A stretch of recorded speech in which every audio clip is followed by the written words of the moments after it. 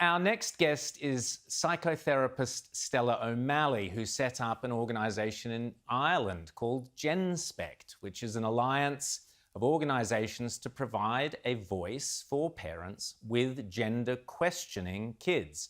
Genspect describes itself as a moderate organisation with members who are gay, lesbian, trans, detrans and intersex. Now, allow me to stress while we're having this discussion, it is a very sensitive area and we do not intend any discomfort to anyone who is struggling with gender dysphoria or related issues. Stella O'Malley joins us now from Ireland, where it is some ungodly hour at the moment. I do apologise, Stella, but welcome to Outsiders. Hi there. Now, tell us about Genspect and tell us about your own experience, why you set up the organisation, what led to that. Happy if you don't want to use names, that's fine, but tell us the basic story and the support you've had and where you intend to go with it. Okay, well, when I was a child, I had gender issues, and like 80% of kids who do have gender issues, I grew out of them. And I left it behind. I didn't think it again. That was a long, long time ago. It was many, many years ago. And I ultimately qualified as a psychotherapist, and I did a film about this issue called Trans Kids, It's Time to Talk. And the premise of the film was to ask, could any of the kids that are part of this massive explosion all around the world in children who are questioning their gender, could any of them be like me and grow out of it, and be happy in their own skin and, move on to other kind of issues? And it was a very difficult year. It was 2018, and ultimately the film came out, but we were shocked how much we were shut down. Anyway, from then, an awful lot of parents have contacted me over the years since 2018, always saying the same thing from everywhere, from Australia, from America, from Canada, from France, from Switzerland, UK, all saying, Sweden, Norway, all saying that they are very concerned about their children, that they feel that their children often have autism, ADHD, different kind of issues like that, and that they have fallen into a gender questioning scenario. And that's fine. That's perfectly fine. And we would support, any child who wants to explore their gender. I think they should be given all the room to do it. But they felt that these children, who were very vulnerable in the first place, weren't receiving the appropriate medical care, and they weren't receiving proper psychotherapeutic exploration. And instead, they were being affirmed and they were being fast-tracked down a very medicalised pathway unnecessarily, because these kids were honestly questioning in the first place, or else very, very unsure of themselves in the first place. And so because so many parents were questioning and so many parents were contacting me, I started up a parent support group. And we started it was a COVID story. I finally had time in my hands and I started it last year. We started with one meeting a week, quickly moved to 2 meetings, 3 meetings, 4, 5 meetings a week. And I realized, wow, this is ridiculous. There's way too many parents contacting us. They're all saying the same thing. And so we started this coalition of parents groups, because there's about 20 parents groups from all around the world, all saying that their children aren't receiving the proper medical care or therapeutic care.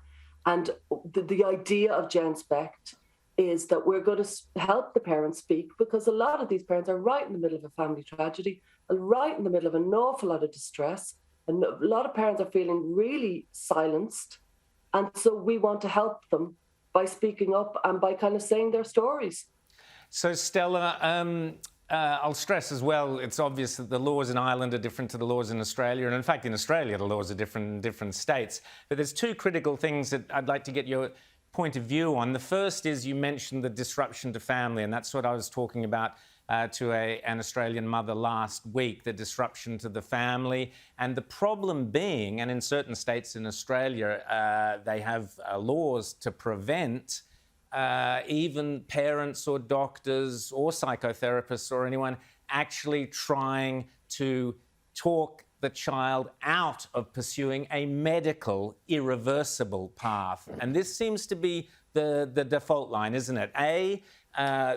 How parents can have these discussions, firstly, and B, the medical intervention that takes on an irreversible role. Those seem to be the two key areas I'd like your thoughts on.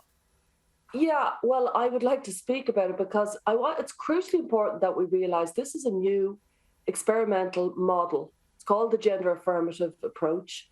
It's been around since around 2012, 2013. We don't yet know, we don't have any long-term evidence on this approach for gender identity because it hasn't been around for long enough for us to know it.